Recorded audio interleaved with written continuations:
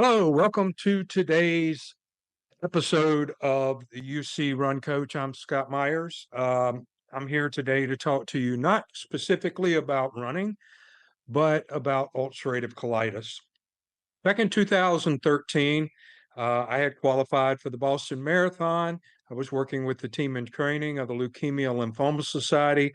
I was helping train first time triathletes. We were doing open water swim training for those that had not done open water swimming for the first time. And during that time, I had a parasite enter my system and it started doing damage on my colon. Long story short, at the end of the episode, I was down 40 pounds in 2 months. Um, I was really malnourished, and it was then that I was diagnosed that the parasite had led to the development of ulcerative colitis, which I was told was an incurable disease.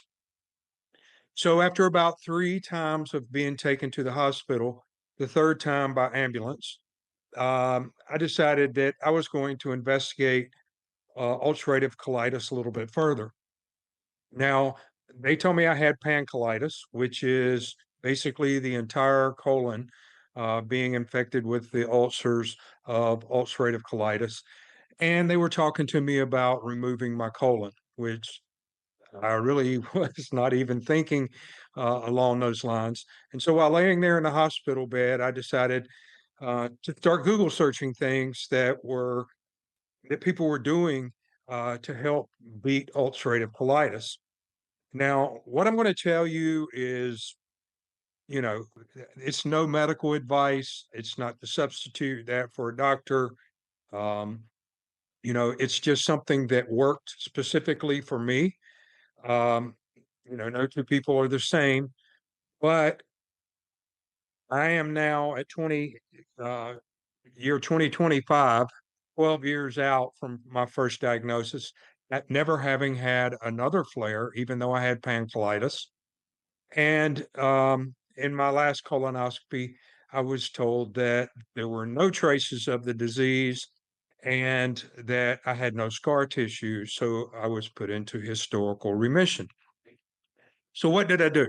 Well, while laying there in the hospital bed, I researched um, from different countries because I feel like in the United States, what we have here today is a sick care system. It never makes any sense to me why pharmaceuticals companies have to market and advertise the product where they spend billions of dollars on marketing when a doctor is supposed to be able to tell you which drug you need to take. Um, it also makes me wonder if this is why, you know, medication costs so much because they're spending so much on advertising. So I'm not going to harp on that. That's getting on a different subject, but it kind of led me. It's kind of what inspired my thinking and my investigation as to, they were coming in with all these ideas. And I thought, well, they're just putting a band aid on a problem. And I fixed this? So, one of the things that I found was research that had been conducted in Europe. Um, it involved those that had been smokers. And when they quit smoking, they developed ulcerative colitis. When they went back to smoking, it went away. Um, Being an athlete, I wasn't going to go take up smoking, but what I did read as I did further investigation was that people who didn't smoke were using nicotine patches and nicotine gum, and they were getting similar results. So my first thought was, while I was laying in a hospital bed, I'm going to go out and get some nicotine gum when I get out of here. Then the second thing I looked at was something in South Africa. A doctor was treating his patients with high levels of niacin, and it was not the niacin with the anti-flush; it was the full flush. So I said, "Okay, well, guess what? Time to stop by and get some niacin." So I go home from the hospital. I go and get those products. I got 1,000 milligrams of niacin. This bald head lit up like a Rudolph's nose. I did not know what to expect. Uh, it got me a little dizzy, uh, but I continued to take it. And I also got the nicotine gum. Within 2 days of chewing the nicotine gum, my bleeding stopped. I mean, it just ceased. I had been going to the bathroom 15, 20 times a day, and I would say 80% of it was bleeding of some type, but the bleeding just stopped. Also, during that time, I started reading that consuming high amounts of protein with little to no carbs, while it may deplete your energy, it's going to help heal the lining of the gut. So I went on a diet of eating turkey burgers and eggs 5 times a day. Um, Probably not the best menu, um, but I would go out to eat with friends and just get a glass of water. I realized that my training through triathlon and running taught me what discipline is. And I wasn't a drinker, so giving up alcohol, that wasn't any issue. I didn't drink. Um, but the nicotine gum, I have been doing continuously uh, since back in 2013. Essentially, I chew 5 pieces for about 2 or 3 minutes a day, 4 milligrams, and it pretty much helps keep me in check.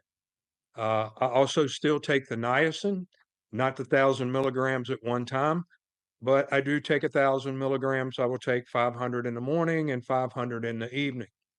And again, you know, it has led me to where I can eat what I want to eat now.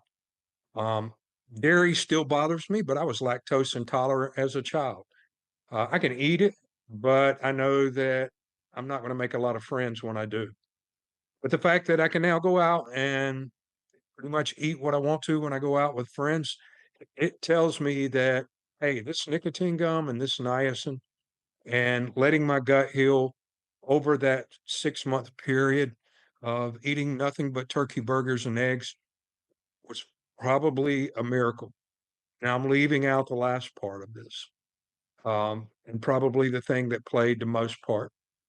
I had a neighbor at that time, Mary. Mary was very supportive of what I was going through. She was there whenever I was taken out by the ambulance. And when I came back, she had left a note on my door that said, "Do you believe in the power of prayer and healing?" And on that note, she had printed something with a prayer for healing. Well, being a man of faith, I thought, I'm going to do this. And every night I placed my hands on my injured gut and I asked Jesus to rebuke the disease from my body. And I did this religiously, no pun intended, because I don't think Christianity is a religion. I think it's about a relationship.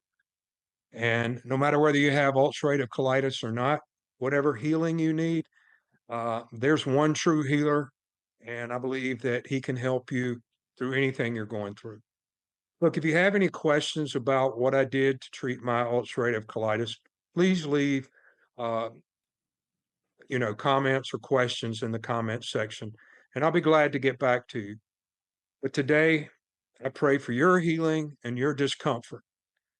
This has been Scott Myers, the UC Run Coach. Next week, I'll get back to running form and the metronome.